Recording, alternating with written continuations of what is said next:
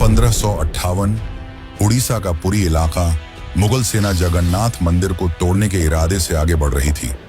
घोड़े सर पर दौड़ रहे थे, तलवारें चमक रही थीं, लेकिन जैसे ही सेना मुख्य गर्भगृह की ओर बढ़ी, एक अजीब सा तूफान उठा। सूरज की रोशनी अचानक गायब हो गई और चारों ओर अंधकार छा गया। फिर सैनिकों ने देखा कि मंदिर के अंदर से तेज रोशनी आ रही है और रोशनी के साथ एक भयानक और डरावनी चीज उनके पास आ रही है। यह दृश्य इतना भयानक था कि कई सैनिक वहीं पर बेहोश हो गए और जो बच गए वो ऐसे भागे मानो उनके सामने मौत खड़ी हो। अब आप सोचिए कि क्या यह सिर्फ एक ऐतिहासिक घटना थी या फिर सच में भगवान जगन्नाथ ने अपने धाम की रक्षा की। पुरी का जगन्नाथ मंदिर एक ऐसा स्थान जो सिर्फ भक्ति का केंद्र नहीं बल्कि अनगिनत रहस्यों की चुप दुनिया है। क्या आपने कभी सोचा है कि क्यों इस मंदिर का ध्वज हमेशा हवा के विपरीत दिशा में उड़ता है और क्यों मंदिर के ऊपर लगे सुदर्शन चक्र हर दिशा से ऐसा लगता है मानो आपको ही देख रहा हो। यहाँ तक कि प्रसिद्ध किताब भविष्य मलिका में इस मंदिर को लेकर कलयुग की कई भविष्यवाणियां की गई हैं, जो कि सारी की सारी सच हुई हैं। इनमें सबसे प्रसिद्ध है कोविड-19 यानी कि कोरोना की घटना। इस किताब में लिखा गया था कि जब मंदिर का सबसे पुराना पेड़ गिर जाएगा तब एक भयानक महामारी आएगी, और यह पूरी तरह सच भी हुई। यह सिर्फ एक घटना नहीं, ऐसी और भी कई घटनाएं हैं जो सच हुई हैं और सारी आपको चौंका देंगी। इस मंदिर के अंदर ऐसे और भी कई अनसुने और खतरनाक रहस्य छुपे हुए हैं जो आपके होश उड़ा देंगे। और सबसे बड़ा रहस्य है ब्रह्म पदार्थ का, यानी कि श्री कृष्ण का दिल। माना जाता है कि इस मंदिर में श्री कृष्ण का दिल आज भी मौजूद है, जिसे हर 12 साल में पुरानी मूर्ति से निकालकर नई मूर्ति में डाला जाता है, और यह प्रक्रिया काफी महत्वपूर्ण है। इस दौरान अगर कोई श्री कृष्ण के दिल को देख ले तो वह तुरंत मर जाता है, जिसकी कई घटनाएं हमारे सामने आती हैं। पिछले 800 सालों से इस मंदिर का ध्वज हर रोज बदला जाता है और कहा जाता है कि अगर इसे एक भी दिन न बदला गया तो मंदिर को 18 सालों के लिए बंद करना होगा। और जब अंग्रेज आए तो उन्होंने इस प्रक्रिया को अंधविश्वास बताकर रोकने की कोशिश की, लेकिन फिर उनके साथ जो हुआ वो जानकर आप चौंक जाएंगे। इस मंदिर के मुख्य प्रवेश द्वार में 22 सीढ़ियां हैं जिन्हें पार करना होता है, लेकिन इनमें से तीसरी सीढ़ी पर पैर रखना सख्त मना है। पर आखिर ऐसा क्यों है और क्या होगा यदि आपने तीसरी सीढ़ी पर पैर रख दिया? फिर आती है मंदिर की रसोई, जहां 7 बर्तनों में एक साथ प्रसाद पकता है। पर नीचे की आंच से ऊपर वाला बर्तन पहले कैसे पक जाता है? क्या मंदिर की रसोई विज्ञान के नियमों को भी चुनौती देती है? ऐसे ही और भी न जाने कितने चौंकाने वाले रहस्य। ये सिर्फ एक मंदिर नहीं, ये एक ऐसा तीर्थ है जहां धर्म, विज्ञान, वास्तु और चमत्कार चारों एक साथ खड़े हैं, जहां श्रद्धा सिर्फ पूजा नहीं बल्कि रहस्यों से सामना करने की तैयारी है। तो क्या आप तैयार हैं एक ऐसे सफर के लिए जहां हर अध्याय आपको चौंकाएगा, हर रहस्य आपके विश्वास को चुनौती देगा और हर जवाब एक नए सवाल को जन्म देगा? चलिए चलते हैं जगन्नाथ मंदिर की उस रहस्यमयी यात्रा पर, जहां भगवान खुद हर सवाल का उत्तर है।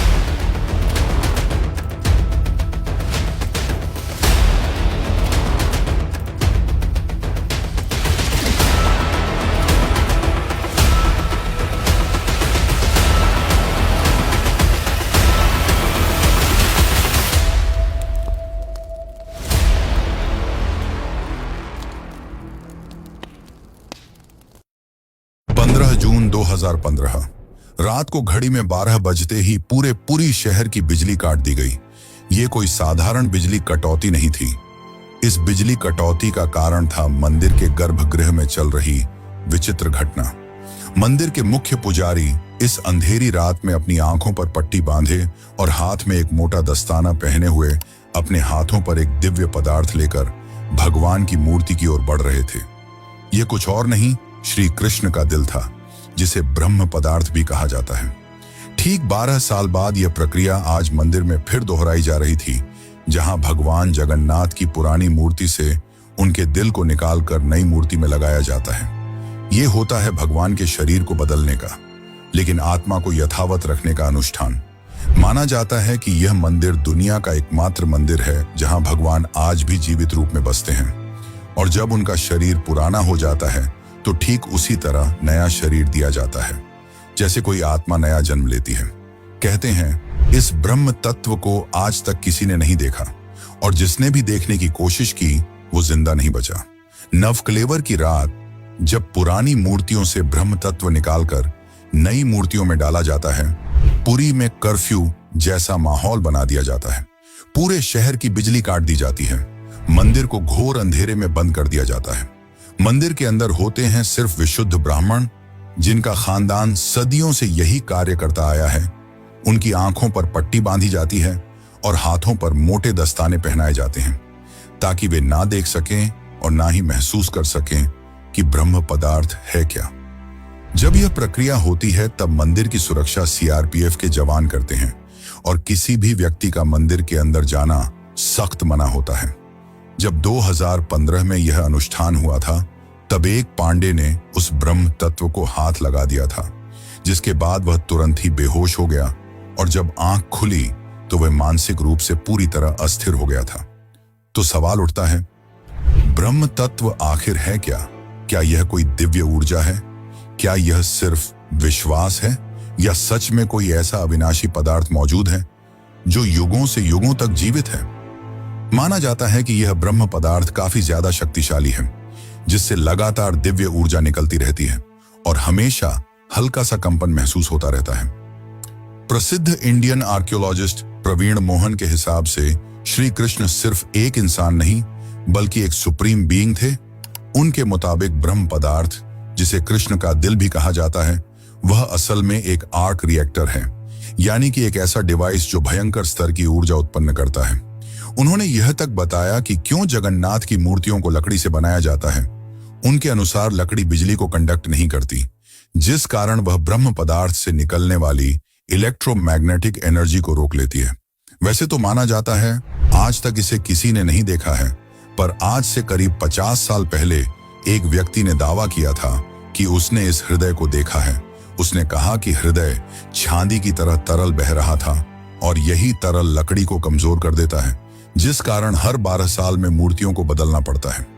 उस व्यक्ति ने यह तक कहा कि जब उस हृदय को प्रकाश में लाया गया तो वह चक्र की तरह घूमने लगा और जोर से कंपन करने लगा, यानी कि जब इस ब्रह्म पदार्थ को रोशनी मिलती है तो यह और भी ज्यादा सक्रिय हो जाता है, जो कि खतरनाक साबित हो सकता है, जिस कारण हर बार जब इसे पुरानी मूर्ति से नई मूर्ति में बदला जाता है तब पूरी शहर की बिजली काट दी जाती है।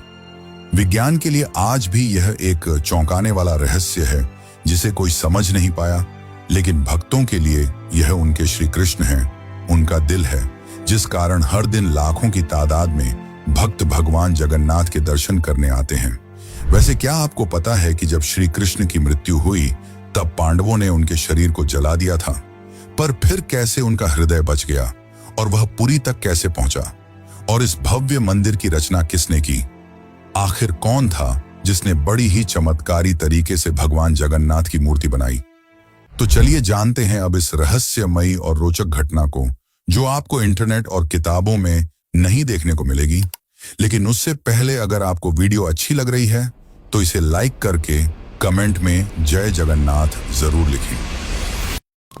आज से करीब 5000 साल पहले महाभारत युद्ध के पश्चात चारों तरफ केवल लाशें ही पड़ी थीं। लाखों पड़े शव और कौरवों के विनाश ने सबको झकझोर दिया। कौरवों की माता गांधारी ने इस विनाश का कारण श्री कृष्ण को बताया।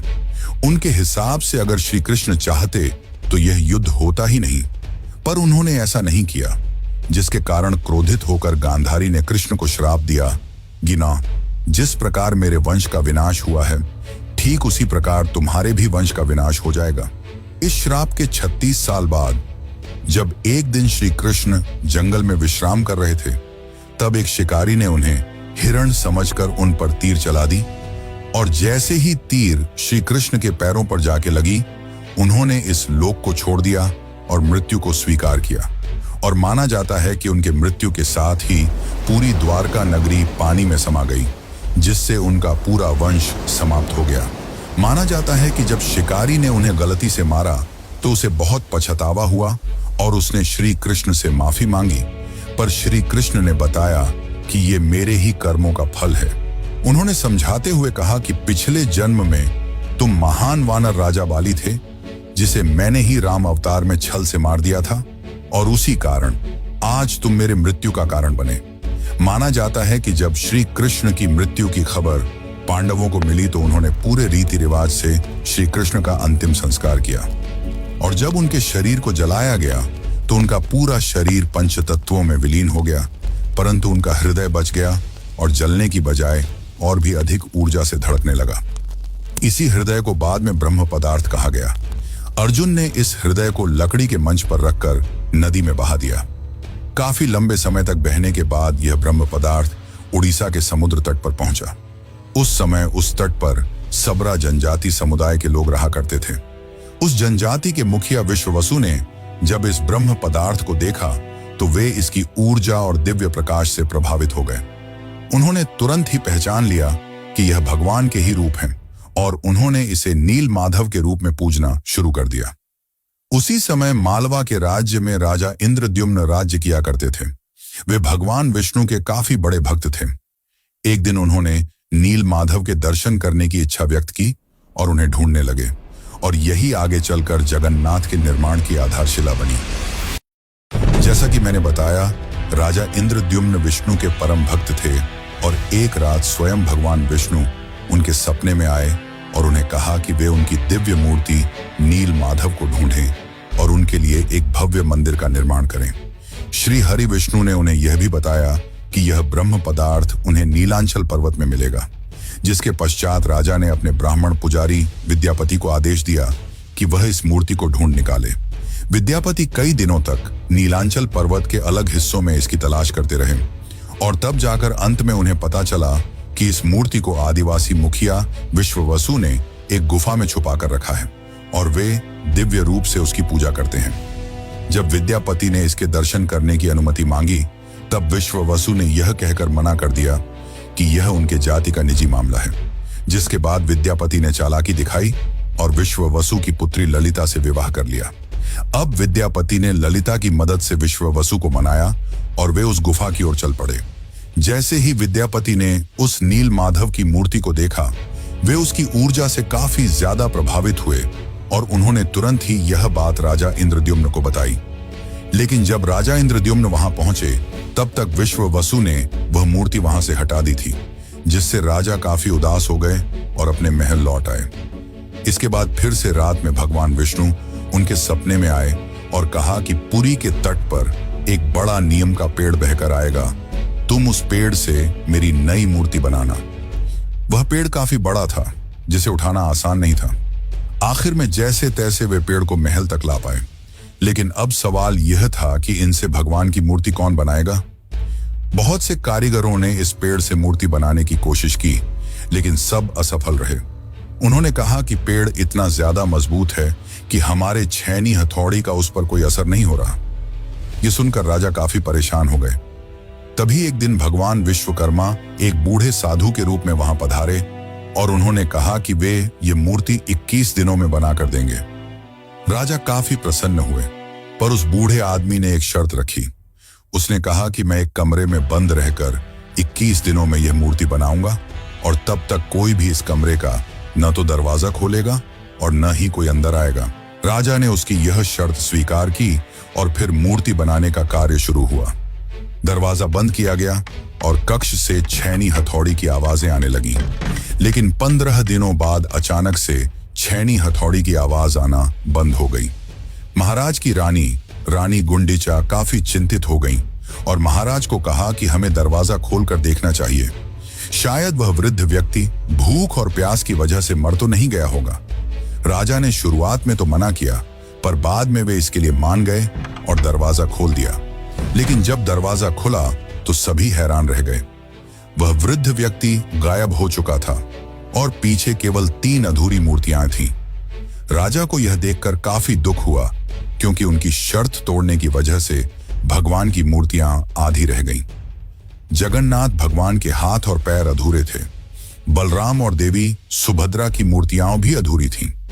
जब राजा मूर्ति के पास गए, तब उन्हें दिल की धड़कन महसूस हुई और मूर्ति के अंदर से एक दिव्य आवाज आई, जिसने राजा को बताया कि श्री कृष्ण का हृदय इस मूर्ति के अंदर है।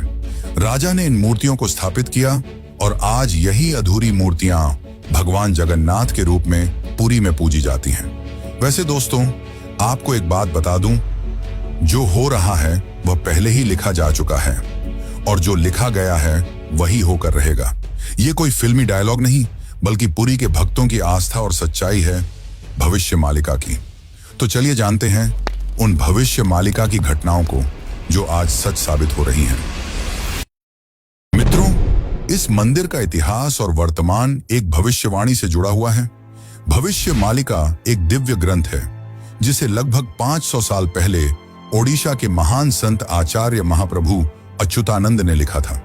कहा जाता है कि वे पंचसखा यानी भगवान जगन्नाथ के 5 दिव्य सेवकों में से एक थे, जिन्होंने भगवान के आदेश पर कलयुग की कई घटनाओं को पहले ही देख लिया था। यह ग्रंथ ओडिया भाषा में लिखा गया है और इसकी पंक्तियां कविता के रूप में हैं, जैसे किसी गूढ़ रहस्य का संकेत दे रही हों।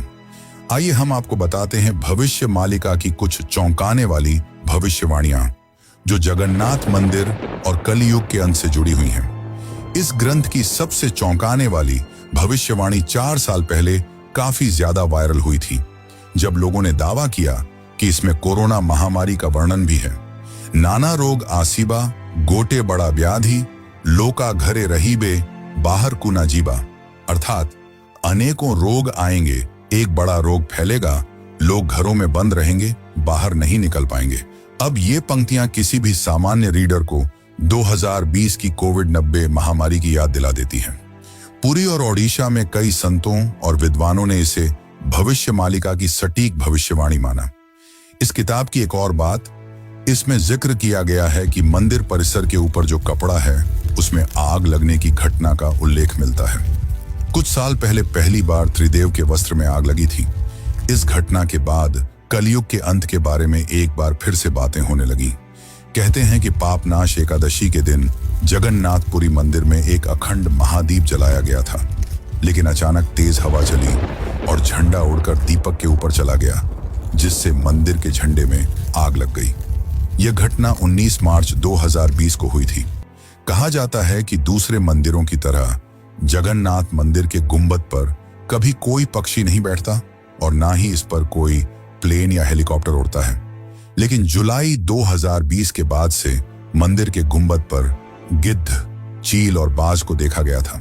ये पक्षी मंदिर के गुंबद, स्तंभ और नील चक्र पर भी बैठे थे। ऐसे में दुनिया के महाविनाश की भविष्यवाणी एक बार फिर से चर्चा में आ गई थी। भविष्य मालिका के अनुसार जब कलयुग का अंत करीब होगा तो भगवान जगन्नाथ मंदिर का नील चक्र यानी सुदर्शन चक्र तूफान से टेढ़ा हो जाएगा। मई 2019 में समुद्री तूफान फानी के कारण यह विशालकाय चक्र टेढ़ा हो गया था। ऐसे ही और भी कई भविष्यवाणियां हैं जो सच हो चुकी हैं और कई प्रसिद्ध भविष्यवाणियां हैं जो आने वाले को लेकर की गई हैं।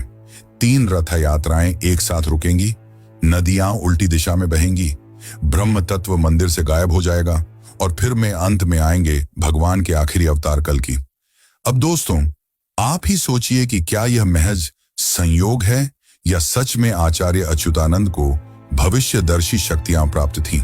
अगर उन्होंने आज से सैकड़ों साल पहले ऐसी बातें लिख दी जो अब सच हो रही हैं, तो क्या हमें उनकी बाकी भविष्यवाणियों को भी गंभीरता से लेना चाहिए?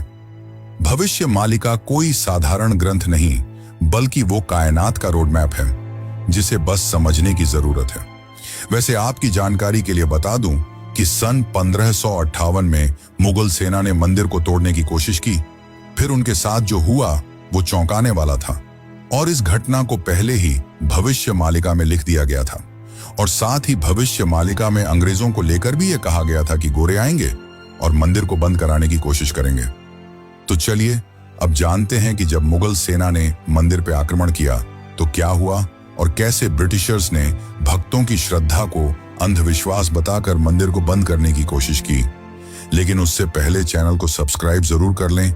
यह आपके लिए तो फ्री है, पर इससे हमारी काफी मदद हो जाती है। सन 1558 उड़ीसा के पुरी इलाके में घना अंधकार छाया हुआ था। पर वो अंधकार आसमान में नहीं, लोगों के मन में था, क्योंकि इस बार कोई साधारण लुटेरा नहीं, मुगल सेना खुद मंदिर को गिराने के इरादे से आ रही थी। कला पहाड़ नाम का अफगान जनरल, जो तब बंगाल का गवर्नर था, उसकी क्रूरता इतनी बदनाम थी कि उसका नाम सुनकर ही लोग कांप उठते थे। कहा जाता है कि वो सनातन धर्म और मंदिरों से विशेष नफरत रखता था। उस दिन उसकी फौज पूरी ताकत के साथ पुरी की ओर बढ़ी।